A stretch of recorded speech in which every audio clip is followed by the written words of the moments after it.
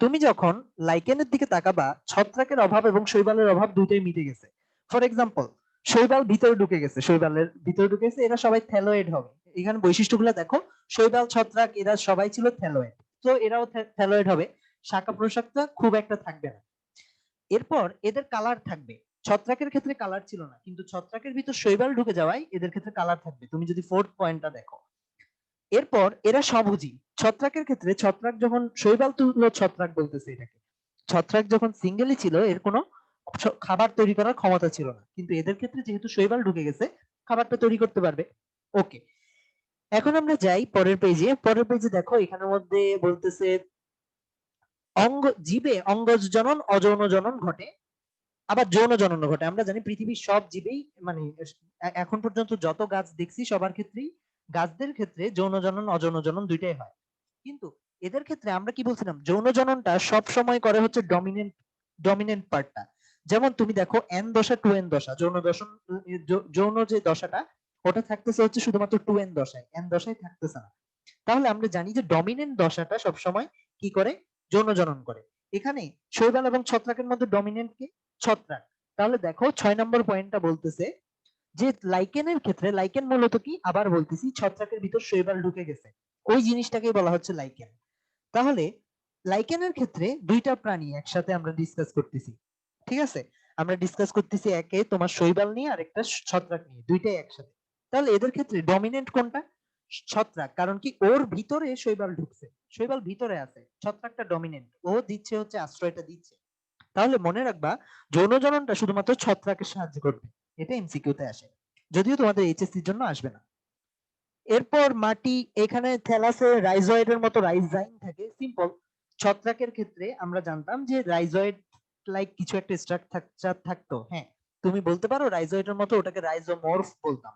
এই ক্ষেত্রে রাইজাইন বলতেছে আর কি, সেম কথা। আলটিমেটলি দেখো রাইজয়েডের মতো, মনে রাখবা রাইজয়েড যখন ওয়ার্ডটা আসে, এটা তুমি যখন ভাঙবা নামটা, আমি একটু লিখে দেখাই। রাইজয়েড নামটা যখন ভাঙবা তখন তুমি কি পাও, রাইজয়েড পাও হচ্ছে এরকম, একটা মিনিট, রাইজয়েড নামটা পাও হচ্ছে রাইজোম প্লাস অয়েড, রাইজোমের মতো। অর্থাৎ রাইজোম মানে হচ্ছে তোমার মেইন স্টেমটা, মেইন স্টেমটার মতো একটা এক্সটেন্ডেড পার্ট যেটা মূল হিসেবে কাজ করতেছে। এজন্য এটা যেহেতু মেইন স্টেম না, মূল হিসেবে কাজ করতেছে, এটাকে বলা হচ্ছে রাইজোমের মতো মূল, রাইজয়েড। এটা কিন্তু মূল না, কিন্তু মূলের মতো কিছু একটা, মনে রাখবা। যার মূল হয়ে গেছে তার ক্ষেত্রে আর রাইজয়েড থাকবে না, যেমন টেরিস, টেরিসের ক্ষেত্রে তুমি দেখবা মূলের কথা বলতেছে, রাইজয়েডের কথা খুব একটা বলতেছে না। অন্যদিকে তুমি এর আগে দেখো, তুমি ব্রায়োফাইটাতে রাইজয়েড পাবা, এর আগে দেখবা রাইজয়েড লাইক রাইজোমর্ফ পাবা, বা লাইকেনের ক্ষেত্রে তুমি দেখতেছো অন্য, সম্পূর্ণ অন্য একটা নাম দিচ্ছে, রাইজোমর্ফ। এখানে দেখো, সরি রাইজাইন বলতেছে। সো নামগুলো একটু করে তোমার এখন ভুলে যাবা যদিও, তবে মনে রাখো রাইজয়েডের মতো, এই ওয়ার্ডটা মনে রাখো, রাইজান, রাইজোমর্ফ, তারপর রাইজয়েড, এগুলো পরবর্তীতে এক সময় চলে আসবে। এবার আমরা যাই, লাইকেনকে দুই ভাগে ভাগ করছে, এবং এই দুইটা ভাগই তোমরা পড়ছো। দেখো, আমরা এন্ডোসিম্বায়ন্ট নামক একটা প্রাণীর নাম পড়ছিলাম। এন্ডোসিম্বায়ন্ট কাদেরকে বলতাম আমরা, মাইটোকন্ড্রিয়াকে বলতাম, প্লাস্টিডকে বলতাম। যারা ফার্স্ট চ্যাপ্টারের ক্লাস করো নাই তাদের কাছে হিজিবিজি মনে হতে পারে, আমি একটু করে মনে করাই দিই।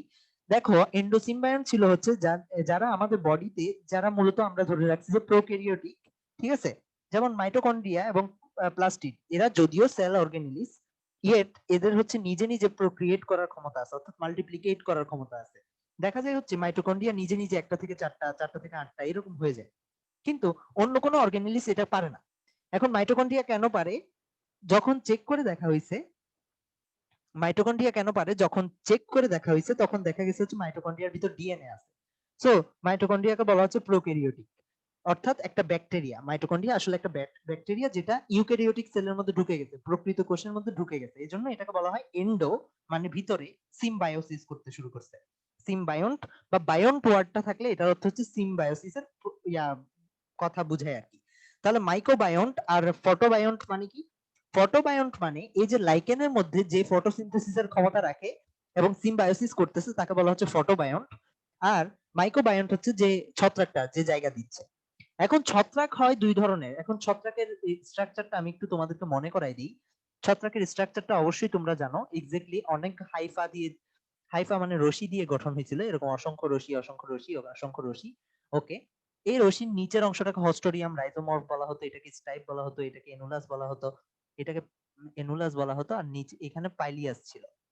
সো এখানে পাইলিয়াসের নিচের অংশ থেকে, পাইলিয়াসের নিচের এই অংশটা থেকে স্পোর বের হয়ে আসতো। এখন স্পোরটা দেখতে কিরকম, গোল হলে বা এরকম স্ট্রাকচার হলে, মানে ডাম্বেল শেপড হলে এটাকে বলা হতো বেসিডিয়াম। বেসিডিয়াম। আর এটা যদি নলের মতো হতো, এরকম নলাকার হতো, এটাকে বলা হতো স্কাস অথবা এসকোস্পোর। ঠিক আছে, তাহলে নলের মতো থাকলে ওই ছত্রাকটাকে বলা হয়তো এসকোমাইকোটা। এগুলো একটু অ্যাডভান্স, আপাতত লাগবে না, আপাতত তুমি মনে রাখো স্পোরটা যদি নলের মতো হয় ওটাকে বলা হয় স্কোমাইকোটা। এগুলো তুমি রিডিং দিলে পরে এক সময় পারবা, আপাতত তোমাদের এগুলা পড়া লাগবে না। আরেকটা হচ্ছে বেসিডিওমাইকোটা। সো তুমি দেখো ছত্রাক দুই ধরনের, একটা হচ্ছে বেসিডিয়াম আর একটা হচ্ছে এসকোমাইসিয়াম আর কি। তাহলে দুই ধরনের। এখন তুমি দেখো লাইকেনও দুই ধরনের, ছত্রাক যেটার ভিতর ঢুকছে ওটার উপর নামকরণ হচ্ছে। ফর এক্সাম্পল তুমি এখানে দেখো এসকোমাইসিটিস শ্রেণীর ভিতরে ঢুকলে ওটাকে বলা হচ্ছে এসকোলাইকেন, আর যদি তোমার বেসিডিওমাইসিটিস এর ভিতরে ঢুকে ওটাকে বলা হচ্ছে বেসিডিওলাইকেন। ওকে, এখন নেক্সট আমরা যাই, এখানে আমরা স্ট্রাকচারটা আগে পড়বো। স্ট্রাকচার দেখো কোথায় বাস করতেছে ওটার উপর বিভিন্ন নামকরণ আছে। সবাই যে কাজটা করে এটা হচ্ছে মুখস্থ করতে শুরু করে উদাহরণগুলা। তুমি সারা জীবন মুখস্থ করলেও এটা জীবনেও মনে থাকবে না, এতটুকু আমি সিওরিটি দিয়ে বলতে পারি। সো আমিও মুখস্থ করি নাই, তোমরাও করবা না। ইভেন এডমিশন টেস্টের টাইমেও আমি মুখস্থ করি নাই, ওটা হচ্ছে সবচেয়ে কঠিন পরীক্ষা আর কি। এটা এইচএসসি এর জন্য কখনো এই উদাহরণগুলো কখনো লাগবে না। তোমার হাইয়েস্ট যেটা আসতে পারে এইচএসসি তে, তোমার দেখো কর্টিকোলাস বা টেরিকোলাস বা সেক্সিকোলাস এগুলা কি মিন করে, এগুলো আসতে পারে। যেমন তোমাকে বলতে পারে কর্টিকুলাস লাইকেন কোথায় গ্রো করে। তুমি জানো কর্টেক্স কোথায় থাকে, গাছের কর্টেক্স, বাকল মানে হচ্ছে কর্টেক্স, তাহলে কর্টেক্স মানে হচ্ছে কাণ্ড, তাহলে বাকলের উপর যেটা বানাবে ওটাকে বলা হচ্ছে কর্টিকুলাস।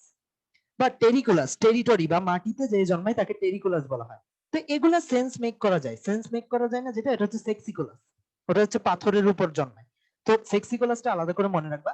লিগনিকোলাস, লিগনিন কোথায় থাকে আমরা জানি, প্রাইমারি সেল ওয়াল সেলুলোজ দিয়ে তৈরি, সেকেন্ডারি সেল ওয়াল লিগনিন দিয়ে তৈরি। তাই লিগনিকোলাস মানে হচ্ছে কাঠ, লিগনিন সেকেন্ডারি সেল ওয়াল, তাই লিগনিকোলাস মানে হচ্ছে কাঠের উপর জন্মায়। অমনিপোটেন্ট বা অমনিভোরাস মানে হচ্ছে যে সব খায়, ঠিক তেমনি অমনিকোলাস মানে হচ্ছে যে সব জায়গায় জন্মে।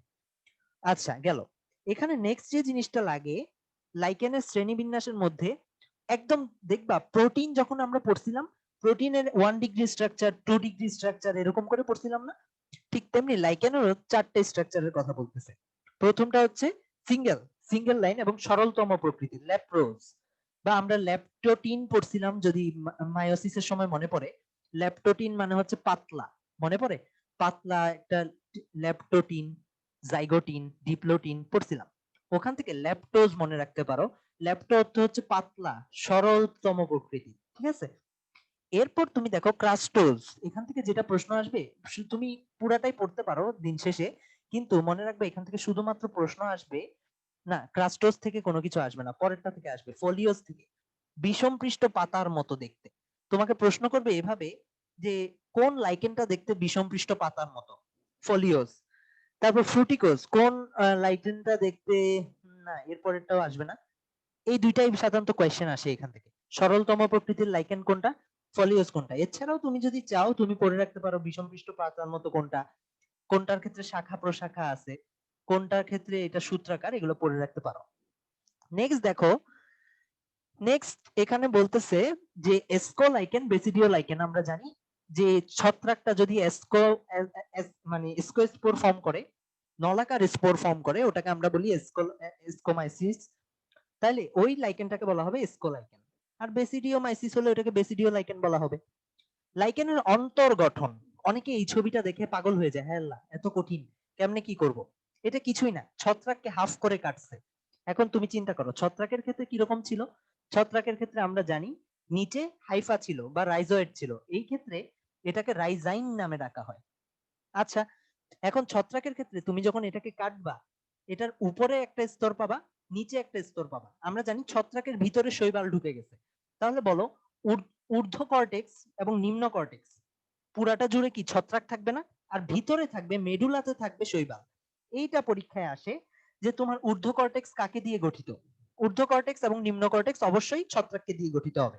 এখন মেডুলার মধ্যে কিছু অংশ ছত্রাক থাকবে, কিছু অংশ শৈবাল থাকবে। এখন আমরা জানি চামড়া সাধারণত কিরকম হয়, চামড়ার গঠনটা হয় এমন স্ট্রং ভাবে হয়, যেমন আমাদের বডির ক্ষেত্রে চিন্তা করো, আমাদের বডিতে পেটের ভিতরে বা অন্য জায়গাগুলোতে জায়গা থাকলেও চামড়া কিন্তু কোনো জায়গা দেয় না, চামড়াটা একদম গায়ের সাথে গায়ে লেগে আছে, চামড়ার মধ্যে তুমি কোনো ফাঁকা জায়গা দেখবা না, কিন্তু তুমি পেট বা ভিতরের অংশ দেখবা অনেক ফাঁকা জায়গা আছে। ঠিক এদের ক্ষেত্রেও সেম, উপরের চামড়া এবং নিচের চামড়া এখানে কোনো ফাঁকা জায়গা নেই, ভিতরেরটাতে ফাঁকা জায়গা আছে যেখানে শৈবাল ঢুকে থাকতে পারে। তাইলে তুমি চিন্তা করো, উপরেরটা হবে ঘন সন্নিবেশিত, নিচেরটাও হবে ঘন সন্নিবেশিত। এখানের মধ্যে এটাই বলতেছে, দেখো ঊর্ধ্ব কর্টেক্স ঘন সন্নিবেশিত ছত্রাক, তারপর শৈবাল স্তর এখন না, আমরা তারপর নিম্ন কর্টেক্স দেখতেছি ঘন সন্নিবেশিত ছত্রাক, এবং এখান থেকে ফাইনালি রাইজাইন বা মূলটা বের হয়, মূল টাইপ অফ রাইজাইনটা বের হয়। আর এরপর দেখো মাঝের মধ্যে কি আছে, মাঝে হচ্ছে হালকা ভাবে, মানে খুব বেশি ঘন সন্নিবেশিত না, হালকা ভাবে ফাঁকা ভাবে থাকা ছত্রাক, আর এর মাঝে মেডুলাতে আছে শৈবাল।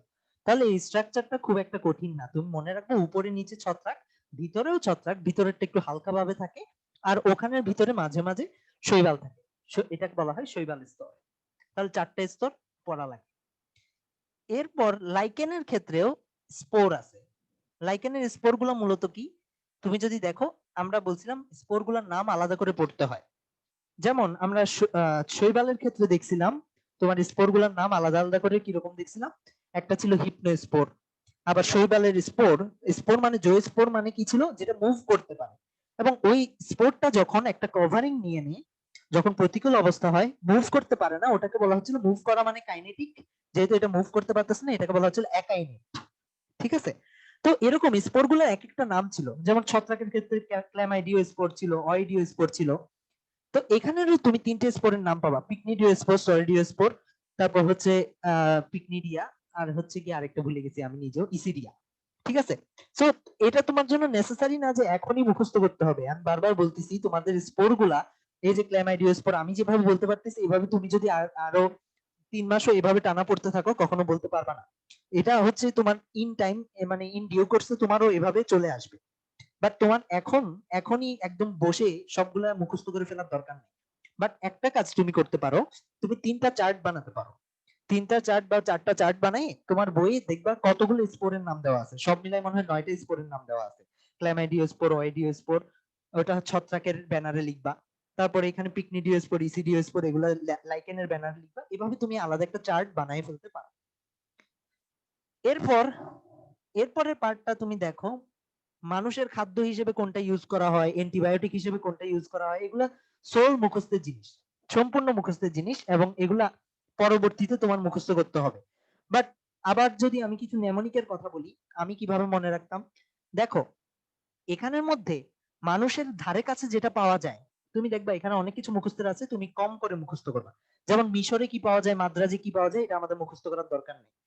কিন্তু তোমার এখানে দেখো পশুর খাদ্য হিসেবে রেন্ডিয়ার মস, এটা পরীক্ষায় আসে, ক্ল্যাডোনিয়া তোমার রেঞ্জিফেরা মোস্ট প্রবাবলি, এটা পড়তে হবে, আপাতত না পড়লেও খুব একটা সমস্যা নেই। এরপর বিভিন্ন রোগে, এই উদাহরণগুলা, এগুলা না শুধুমাত্র ছত্রাকের ওষুধ, তারপর শৈবালের ওষুধ, এগুলো আপাতত না পড়লেও চলবে। তারপরে আমি একটু পড়াই দিচ্ছি, দেখো জলাতঙ্কের ওষুধ হিসেবে যেটা ইউজ হয় পেল্টিজেরা, ওটা আমি যেভাবে মনে রাখতাম যে তোমার পরীক্ষায় অপশন আসবে নিচের কোন লাইকেনটা জলাতঙ্কের ওষুধ হিসেবে ব্যবহার হতো, একটা আছে পেল্টিজেরা, এরপর দেখো হোফিং কফ, ক্ল্যাডোলিন, ক্ল্যাডোনিয়া, তারপর যক্ষার ওষুধ হচ্ছে আইল্যান্ডিকা। তো আমরা যেভাবে মনে রাখতাম এটা, এটা হচ্ছে, তুমি দেখো পেল্টিজেরা, লাস্টে জেরা আছে, এটা জলাতঙ্কের, পেল্টিজেলা দিয়ে মনে রাখতাম আমরা, জলাতঙ্ক পেল্টিজেলা। কফের ক্ষেত্রে এটা ক্ল্যাডোনিয়া, কফ দিয়ে শুরু হয়েছে, ক দিয়ে শুরু হয়েছে। যক্ষার যে শেষে খা আছে, আইল্যান্ডিকার ক্ষেত্রেও কা আছে। তো এভাবে মনে রাখতাম, আমি জানি এগুলা মানে কঠিন, এগুলা মনে রাখাটা এভাবে নেমনিক নিজের মতো ইউজ করা লাগে, কিন্তু এগুলার থেকে পরীক্ষায় আসে, পরীক্ষা বলতে তোমার এইচএসসি না, এইচএসসি তে এখান থেকে আসে না।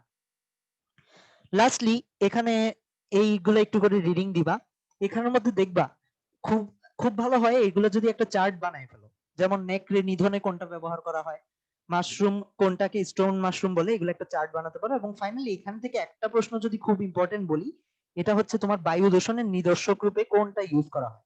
বায়ু দূষণের নিদর্শক রূপে এই দেখো লাইকেন ব্যবহার করা হয়। এটা প্রশ্ন আসে যে নিচের কোনটা বায়ু দূষণের নিদর্শক। তো তোমার অপশন থাকবে রিক্সিয়া, অপশন থাকবে অ্যাগারিকাস, অপশন থাকবে লাইকেন। তখন হচ্ছে অপশন দাগাতে হয়, এটা পরীক্ষায় আসে। আর খুব একটা কিছু এখানে আসে না। ওকে, এটাই হচ্ছে আমাদের শৈবাল ছত্রাক থেকে শুরু করে সবগুলার টপিকের মোটামুটি সামারি।